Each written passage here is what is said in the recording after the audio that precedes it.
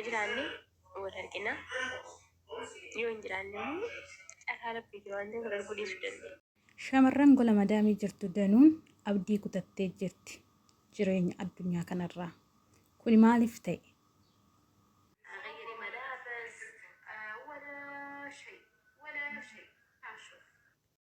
Fayyaa biyya ofiitti ba'anii biyya ormaatti maraachuu jechuun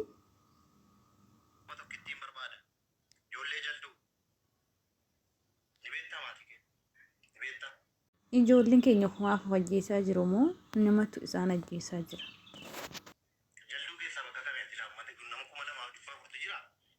Waggaa dheeraa san hunda danda'anii sa'aatii dhumaa irratti gara biyya galuuf jedhan ajjeesuu.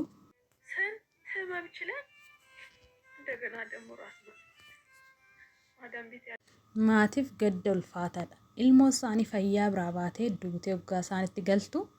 Ilmoo isaanii nagaa sammuu biraa baatee maraattee waggaa isaanitti deebitu. Maatiif baay'ee ulfaata. Ashama akkam jirtu kabajamtoonni jaalatamtoonni hordoftoonni kaayyoo yuutuubii nageenya waaqayyoo bakka jirtanitti seefaa baay'atochaati. Chaanaala keenya sabiskiraayib laayik gochaa kan hordofaa jirtan guddaa galatoomaa isiniin jedha. Warreen mana keenyaafis haaraa taatan kaayyoo yuutuubii sabiskiraayib godhaa maamiltoota keenyatti dabalamaa mallattoo notifikashinii irra godhadhaa. Yeroo kamiyyuu viidiyoo nan gadlakkisu atattamas bira ga'a. Viidiyoo kana immoo laayik gochuudhaan jalqaba namoota baay'ee bira akka ga'u anaanis akka na jajjabeessu jechuudha. Isinis immoo barumsa isiniif ta'a waan ta'eef sheer godhaa. Egaa waa'een miidhama shamarran biyya ormaa aasaamee hin dhumu jechuudha. Aasaamee hin dhumu dubbatamee hin dhumu guyyuma guyyaadha wanta haaraa argina wanta haaraa dhageenya. Waaqayyumti nufaana haa ta'u jechuudhaan kan hafe rakkisaadha jechuudha. Amma ijoolleen keenya rakkoo hamaa keessa jiru. Kun sammuu nagaa biyya isaaniitii ba'anii biyya ormaatti maraatu. Kun fayyaa osuma hojiirra jiraniyyuu duute isaanii dhagahama. Kun humnaa ol hojiin itti baay'ata. Kun irreeffama. Kun abdii kutannaadhaan lubbuu isaa balleessaa jira. Kana hundumaa shamarran gola madaamii jirtu irratti kan ta'aa jiru. Maaliif akka ta'e hin beeknu dhugaa barri keenya maaliif akka akkana ta'e baay'ee laphee nama cabsa.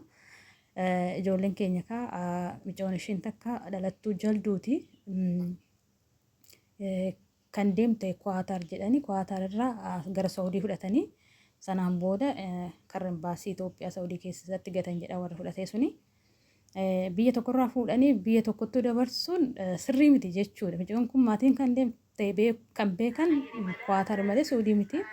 Garuu ofii isaaniitii fuudhanii achitti gatuun isaanii sammuu ishii miidhame erga sammuu ishii miidhame akkana godhannatti fakkaata. Amma micoon tun maatiin beektu bakka dhaloota ishee irraanfattee jirti wanta hundumaa dagattee jirti. Maatiinis immoo baadiyyaa keessa yoo ta'an warroomti namni sooshaal miidiyaa fayyadamu malee marni baadiyyaa waan tokko waan sooshaal miidiyaan beekan waan ta'eef barbaadamaa jira jechuudha maatii ishee. Waaqni waan akkanaa nu haa baraaru waan immoo lubbuudhaan jiraachuudha yaallatu faayidaa argannaatti miidhamnee iyyuu galuun ni jira waan ta'eef jechuudha. Isheen takka immoo maal akka taateen beeku mucayyoon kun dhugaa sooshaal miidiyaa ishee irratti baay'ee nama gammadduu fakkaatti. Faarfattoo amantaa Ortodoksii Tawaahidooti. Obboleettiinis hin jirti manuma tokko keessa odoo jiranu mana tokkollee ta'uu baatu wal argina jette obboleettiin garuu bakka of ajjeesteedhame jechuudha. Sabni isheen of ajjeeste sababa hiriyaa biyya keessatti wal dhabdeef jedhu. Dhugaa ta'ee soba ta'ee nuti hin beeknu. Garuu shamarran keenya dhiiraaf jettanii of hin ajjeesinaa. Dhiirri tokko deeme tokko akka dhufu beekaa. Kaayyoo biyya baatanii kaayyoo keessan galmaan gaadhaa malee biyya ormaa teessanii waa'ee dhiiraa yaadaa waa'ee hojii mana madaamii yaadaa sammuun keessanus hin tuqamu. Dhiiratti waan qarshii keessan jedhamu kenniina fi harka duwwaa isinitti dhufe harka duwwaa isin irraa deeme wanti miidhamtan hin jiru. Qabeenya keessan ofii keessan biratti maqaa keessan ninoo godhattan inni deemee dhiisee isin hin galchu jechuudha. Namni dhiiraaf du'u jechuun ija waaqatu dhala namaatii du'e jedhameet wangeera irra jira malee ilmoo namaatiin duuti hin jedhu jechuudha. Shamarran danuun kana keessa jirtu waan akkasiirraa of eegaa kaayyoo keessan irratti jabaadhaa. Akka mana madaamitti daddabdanii quncaatanii fayyadamtanii xiqqaattanii yeroo dheeraa hojjettanii waggaa 5 hojjettanii sababa dhiirri waan ta'e sin jalaa balleesse wayiin immoo sin dhiise jedheef lubbuu keessan irratti murtoo du'aa fudhachuu jechuun waaqa birattis gaarii miti. Maatii keessanii yaadaa, harmee keessanii yaadaa.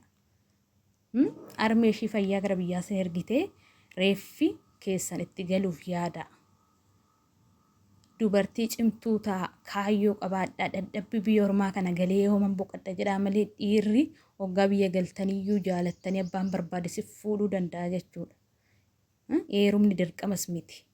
Heerumuus immoo hin dandeessu. Mucoon tun ganaa waxxaatidha. Waan murtoo akkana keessa galteef hin beeku. Kanaafi abdiin kutanii tiinaa shamarran baay'een hin boo'u jechuudha. Abdii kutannaa keessa jiru. Dacheedhuma kana qorumsa qaba. Kana of amansiisaa. Dacheen kun bakka itti gammaddanii burraaqxanii jireenya dhumaa miti jechuudha. Jireenyi dhumaa ol gubbaa samiirra jira waan ta'eef isa yaadadhaa. Lubbuu fi balleessuun waan murtoo badaadha jechuudha. Fooninis lubbuudhanis of balleessuu jechuudha. Waaqayyoon hojii akkanaan jaalatu. Kanaaf obsaa rakkina biyyaa lafaa obsaa danda'a. Wanti addunyaa kanarraa hundumtuu akka darbu sammuu keessan amansiisaa. Duutillee osoo jiraachuu baatu ilmoon namaa dafee of ajjeesu. Silaa duutiyyuu nu eeggachaa jirti fuulduratti maaltu nama jarjarse. Murtoo du'aa kan jedhamu sammuu keessan keessa warri abdii kutannaa qabdan dafaa keessaa ba'a gara laphee keessanitti deebi'aa. Wanni fe'aafu jechuudha. Fayyaa qabaattanii nagaa qabaattanii jiraachuun waan tokko. Har'a yoo milkoofne boru guyyaan biraa akka jiru beekaa of amansiisaa kana. Biyya tokkotti yoo isin milkaa'uu baate biyya tokko deemaa. Fayyaa qabdu waan ta'eef inni algaarra ciisuyyuu inni dhukkubsatuyyuu abdiin kutu waaqayyoota guyyaa tokko fayyeen bakka ta'e ga'a jedha jechuudha. Silimanni madaamii tokko yoo dide qayyaraa laala. Biyya arabaa tokko isin dide biyya tokko deema. Maaliif abdii kuttanii bakka sanitti dhiirri tokko hoggaa isin gane dhiira biraatti in jira jedha sammuu keessan amansiisaa. Kun dhaamsa kaayyooti. Nageenyi waaqayyo si faana ta'u baay'ee.